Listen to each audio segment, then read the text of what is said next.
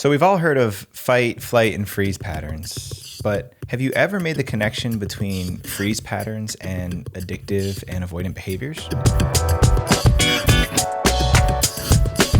This has been a huge breakthrough insight for me recently, and I want to make sure I shared it here because I've been studying the nervous system a lot more these days because I've watched my wife get so into this and started working with a nervous system coach as well, and realized that there's so many good wisdom references around the nervous system that's operating us under the surface that need to be shared in the space. So a little bit of a review. For those of you who don't know basic nervous system, there's two parts of our nervous system that put us into two very different and very important states. There's the sympathetic nervous system, which is our fight, flight, and freeze. This is the part of our nervous system that gets engaged when we are being chased or threatened, or our survival system needs to come online. So sympathetic is oriented around survival. Our parasympathetic nervous system is what they call sometimes the rest and digest. This is where we recover, re-energize, recharge. This is where we want to be when we're not in those survival, high-intensity moments. Sympathetic nervous system, our blood pressure is going to go up, my heart rate's going to go up, my pupils and my eyes constrict.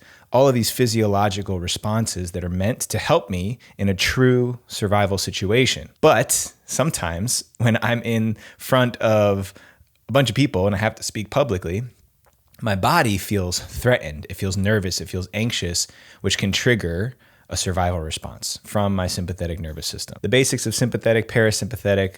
Within the sympathetic nervous system, there are three primary response patterns.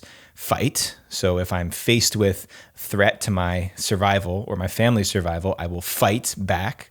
Flight, which is fleeing, leaving, running away, getting the heck out of there, putting as much distance between me and the threat as possible. And then there's freeze, which is the specific response I want to talk about today. So freeze patterns are what help animals in the wild when they've been caught by the predator and it's over, and all they can do now is just surrender to the experience of getting ripped to shreds and eaten. Sounds wonderful, doesn't it? So we have the same freeze pattern built into our nervous systems. It's hardwired there to help us disassociate from the physical sensation of getting ripped to shreds and dying.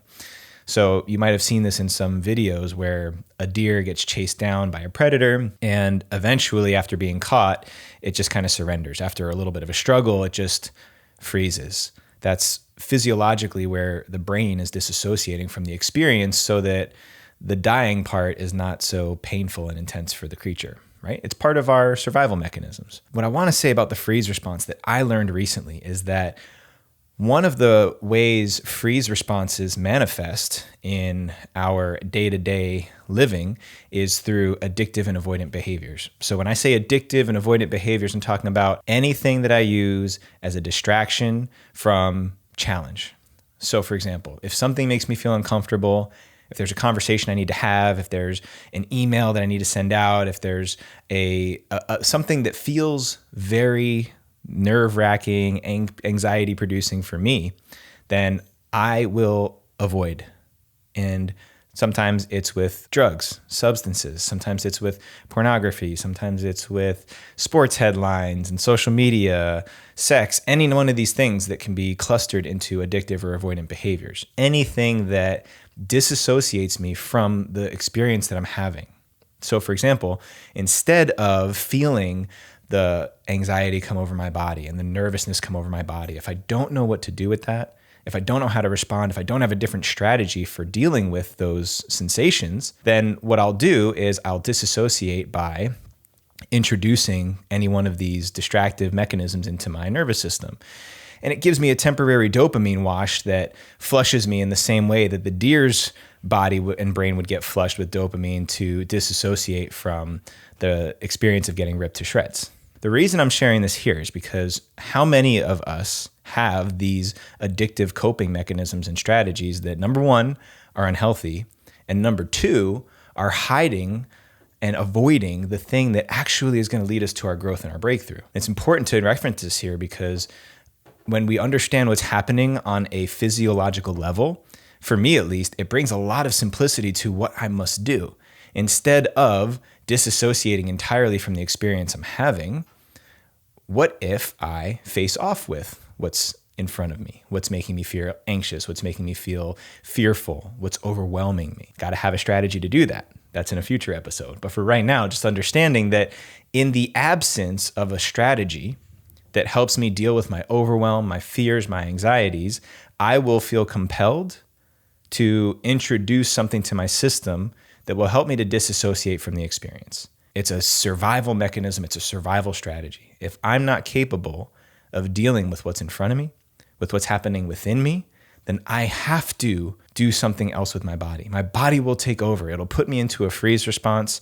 It'll tell my brain will tell my body that I have to go and find something to distract myself with in order to disassociate from the discomfort that I don't want to feel because I don't know how to deal with it. So all of this to say, those moments where you're faced with challenge, you're faced with adversity, resistance comes up, avoidance comes up, the brain starts to talk you into doing the opposite of what you know is good for you because it's easier to do the thing that you've always done. It's going to make you feel better for a moment to drink a beer or have sex or whatever it is, fill in the blank. All of these avoidant behaviors, all these addictive patterns are all coping strategies that we develop to deal with adversity. And if I don't replace it with a better strategy, then I'm going to keep going through these loops of addictive patterns and avoidant behaviors. It's that simple, and that's how it works. And so I wanted to introduce this baseline foundation because I am just having my mind blown when I start to see the connections and understanding what's happening to me physiologically, because then it brings the awareness up and allows me to intervene. If this episode was a little scientific and a little bit heavy on, physiology, just take a second pass at it to really understand what's happening here. And I don't consider myself an expert. I definitely have studied neurophysiology, and I'm learning all over again through this lens of psychology and how that overlaps with our physiological bodies. But educate yourself, learn about these different response patterns, feel them in your body, and start to put some of these distinctions on top of them so that you can identify them when they come up. And then when you identify them when they come up, there's something that you can do about it. And that's where transformation and change becomes possible. So tune into your nervous system. Listen to what your body's telling you. Next time you have that impulse to reach for whatever it is that you use to avoid what you're feeling, check yourself and remember this. Ask yourself, am I in a freeze pattern? Where's the threat? Where's the predator? Symbolically, where is the predator? Where is the threat to my survival right now? And what is that all about? We'll cover that in the next episode. So make sure you come back next week for a continuation, part 2 of this Monday morning episode. Peace.